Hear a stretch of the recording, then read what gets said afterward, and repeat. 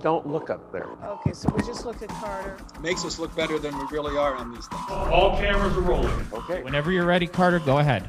Hello, I'm Carter Strang, honored this year to be the president of the Cleveland Metropolitan Bar Foundation. And I'm really thrilled today to be joined by Lee Fisher and Peggy Zone Fisher. They are the foundation's 2021 Richard W. Pogue Award for Excellence in Community Leadership and Engagement Award recipients. Welcome, Lee and Peggy. Thank you, Carter. Thank you. Lee and Peggy will receive their award at the 16th Rock the Foundation event. That's February 13, 2021. That is also Valentine's Eve. Lee, of course, is the dean at Cleveland Marshall College of Law, and Peggy is president and CEO of the Diversity Center of Northeast Ohio. What does receiving this award mean to both of you individually and also as a couple? This was, first of all, a huge surprise. And the fact that I'm able to share this award with Lee makes it so special. It is the Dick Pogue Award. And Dick Pogue is the incredible leader in our community for many, many, many decades. And Lee, you go way back to almost birth with him in terms of him knowing you and your family, right? I met Dick Pogue when I was a first-year law student. I was 1 year old at the time, and my father was a first-year law student at University of Michigan, so I guess I was sort of a first-year law student too. Dick Pogue and my father, Stan Fisher, were classmates at the University of Michigan Law School. But I know my father and my mother invited Dick over for dinner during my first year of life, and although I admit I don't remember it very well, Dick tells me he does remember it. So I have known Dick literally for almost my entire life. One similarity that I found and really stands out to me is your joint commitment and your passion to students. And if you could share with us that commitment and passion, how it came about and why it's such a priority for both of you. You know, Carter, for me, my whole life, I've been focused on helping children first and foremost. When I was in the legislature, I wrote the Child Safety Seat Restraint Law. That's the law that requires children to be in a safety seat. Yeah, it didn't exist. We were one of the first states in the country. I used to joke that when those kids reached the age of 18, they'd vote me out of office because they weren't too happy I had to put them in those car seats. But when I was in public office, my favorite talks were when I would go to elementary schools and high schools, talk about how a law is made, to talk about the importance of being involved in public policy and being in your community. So my whole life has been focused on teaching and learning. And so to culminate now in this position as dean of the law school is a dream come true, and to be able to help educate and train a whole new generation of leaders. Just being raised in the family that I was raised in, the Zone family on the west side of Cleveland. Mary and Mike Zone were my parents. Every single one of us were taught, not lectured, but just taught through their examples of social justice and what it means to be involved in the community was something that was just learned through osmosis. We just learned it. And when I graduated from college, I went into teaching. So I taught English and speech and drama. I always worked with young people. This was so important. And then coming to the Diversity Center, I'm able to work with so many young people, and I see that they truly are, they're brilliant, they're smart, they want to do, they understand, they put racism aside, and they really are our leaders. That certainly is a focus of the Bar Association and the Bar Foundation and serving on the CMBA Board of Directors. So you've worked very closely with our Stokes Scholars and our other pipeline programs at Cleveland Marshall. Of course, you've graduated more Stokes Scholars than any other law school. So we couldn't be more proud that we have partnered with the Bar Association on this program, and I can tell you that without the Bar Association, there wouldn't be a program. We're the recipients of the generosity of this program, and we value it and appreciate it, and couldn't have been more proud when Brandon Brown was the first graduate of the Stokes Scholars, and we hope to have many more in the future. Many of these things, it sounds like both of you learned growing up as children. Peggy and I were blessed to have parents who were role models and who taught us a lot not just by what they said, but by their example. When my father was in Cleveland City Council, he was in council from 1960 to 74. And he came home one day from work, from council, and from City Hall, and said, I've invited a family over for dinner. This is the person who needs to lead the city of Cleveland as the next mayor. That person who came with his family was Carl Stokes. And so when the Stokes family came, it was phenomenal. It was fantastic. We worked for him. There were 9 of us. Everybody wanted the Zone family to help because we could lit drop a precinct. They'd drop us off on a street and we could hit every house. And when we started campaigning on the west side, we saw for the first time we were experiencing racism up close. Families that I played with, kids, friends of ours that we all played with, their parents said, you cannot play with the Zone kids anymore. We came home one day and there was, in black paint all over the side of the house, spelled out, end lover, beware, stop. We were being taunted. And my father, I can hear his words in my ear to this day. He gathered us all together and he said, look, I know you're afraid, you're scared, which we were all scared. And he says, the people that are doing this to us, they are the cowards. We will hold our head up high and we will continue to do this work and we will continue to help Carl Stokes become the mayor of Cleveland because we need him there now. Wow. This is how I grew up. Right. So that's the kind of role model. Well, one thing you both share as a quality is just a profound sense of optimism. I saw Lee the day after we went down 3-1 to the Warriors in the playoffs. And I remember what Lee said, we're going to do it. We have them right where we want them. And I remember my wife turning and going, wow, he is an optimist. And and he was right. Where does that sense of optimism come from? Does it come from growing up in the household you've described? Despite all the setbacks and challenges and failures that we all experience in our life, what keeps me going is the fact that we're always seeing progress. And that makes me optimistic.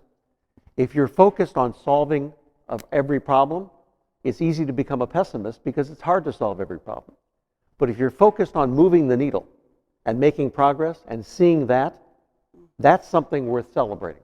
Well, for me, growing up in a political family and then marrying Lee and continuing on in a political family. Now, when we got engaged, I didn't even know he had an interest in running for public life.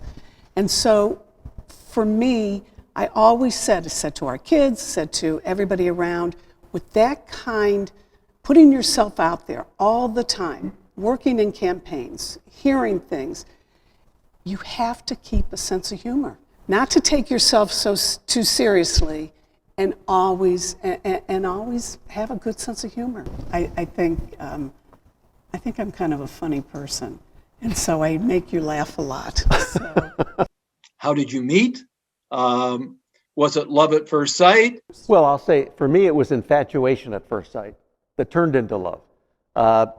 I knew Peggy's sister, and Beth had a party one night. I went to the party. I saw Peggy from afar, and literally that moment I said, this is somebody I want to get to know. So I spent most of the evening trying to impress her. So I went into the kitchen and I washed dishes and I fixed the fire, things that made me look like I was quite a guy. Have you washed dishes since? Yeah. He never lifted a glass. Yeah, I admit part of it was an act. There's no question about that. But the bottom line is that I knew that I wanted to date her. Now, to show you how selfish I am, however, I waited a year later until she moved to the East Side. She was a West Sider, I was an East Sider, and I was too lazy to go date somebody on the West Side. But when she moved to the East Side, then I started to date her. I get to my office and there's a pink slip that says, you used to leave messages like that. Call Lee Fisher. So I get the message and I'm thinking, all right, I'm trying to figure this out. Oh, he must want me to pass out a petition or work on election day or something. I had all this in my mind. So I returned the call, "Hi, Lee, this is Peggy Zone." And Lee says, "Oh, great. Hey, I know you moved to the east side, and I want to I want to know if you'd like to go out for, see a movie, go out for a drink." Oh, you got to be kidding. That was how I reacted. So I said, okay. So we went to Cedar Lee Theater. Then after the movie, we go to Nighttown for a drink, and we're sitting at one of these four top tables, and he's fidgeting, and he's doing all this stuff, and I'm like, "Are you okay?" And he's like, yeah, I'll be right back. And he leaves for like 20 minutes. And he comes back, and I'm thinking the whole time, what is with this guy, right? So he comes back, and I say, "So what happened? Everything okay?" And he says, "Oh yeah, I saw some people that I knew." So we go out a second time, and we go out a third time, and around the fifth date, Lee says, "Did you wonder where I went that night in town?" And I said, "Yeah, you said you met some friends of yours." He says, he goes, "That wasn't true. I was so worked up over, nervous about going out with you because you didn't seem like you wanted to. I went to the bathroom." I'm sorry, Lee, I have to share this. I went to the bathroom and I threw up. And I said, "Oh my God, you threw up over me?" I immediately fell in love with him. That was it. Nobody ever threw up over me. In 1994, I lost the first election I had ever lost in my life. I lost in a very close election for re-election as Attorney General. I was giving my concession speech, and my daughter was crying uncontrollably, and she was only 3 or 4 years old. And I really didn't think she understood what was going on. But when I finished the concession speech backstage, I said to Jessica, "What's wrong, honey? Why are you crying so much?" And she said, "Because this means you won't be my daddy anymore." And it made me realize that my little girl equated being father and attorney general is the same thing. And that's a dangerous thing when someone lets their professional identity define themselves. And I probably was guilty of that. And it was a slap in the face and something I've never forgotten since. That whether you win or lose in your professional career, that's not who you are. Who you are is how you deal with other people, particularly your own family and your children and other people.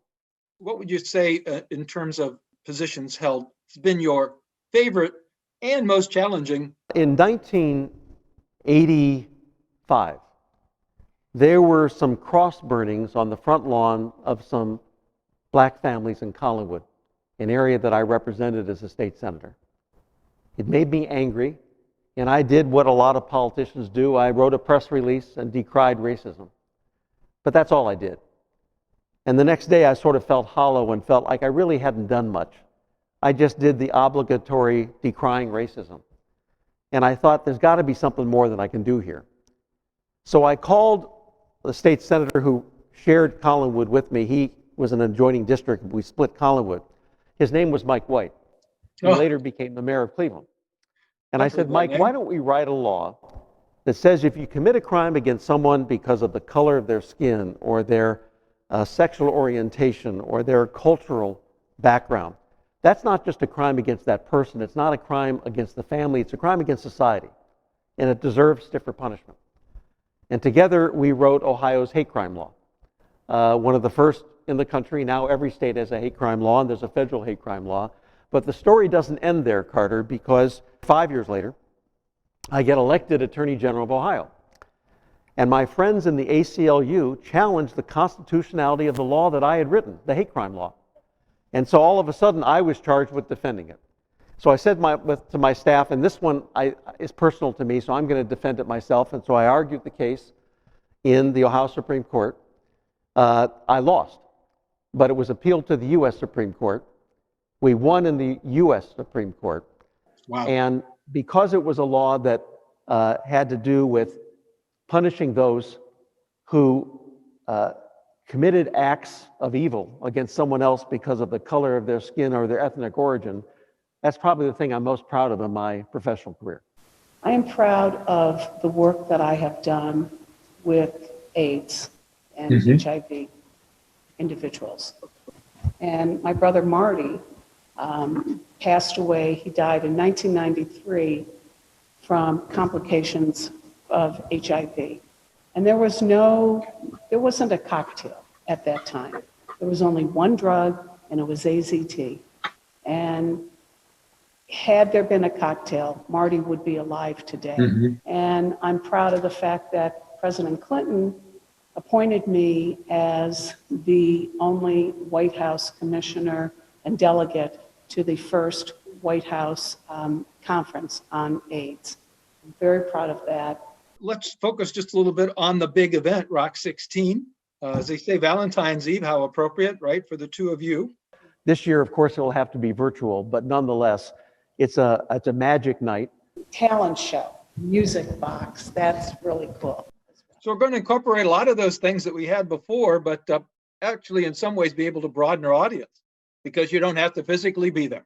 Not slowing down as you get older. What are your goals for the future? Well, my goal is very simple, and I will continue doing what I do. I have no plans on retiring, but my immediate goal is to get through 2021 and to get on an airplane when it is safe and go to Los Angeles and hold my granddaughter. I think my goal is to continue to be the dean of this great law school as long as they'll have me. The word retirement is not in my vocabulary. It doesn't even cross my mind, to be quite frankly. If I had one goal beyond that, I would say I've always wanted to write a book. And I've actually begun the process in the last year. And it's probably going to take a while. But it's basically a book about lessons that I've learned at the intersection of the public, private, nonprofit, and academic worlds. I've been proud and privileged to be able to have a career in all four sectors and be able to see things there from a lot of different perspectives. And I've learned a lot as a result.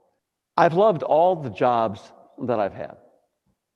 But the reason this job is my favorite is that we are educating and training a new generation of leaders, hopefully who value diversity, inclusion, equity, and justice. In fact, one of the similarities between Peggy and me is we both strive to be Jedi practitioners, as in Star Wars.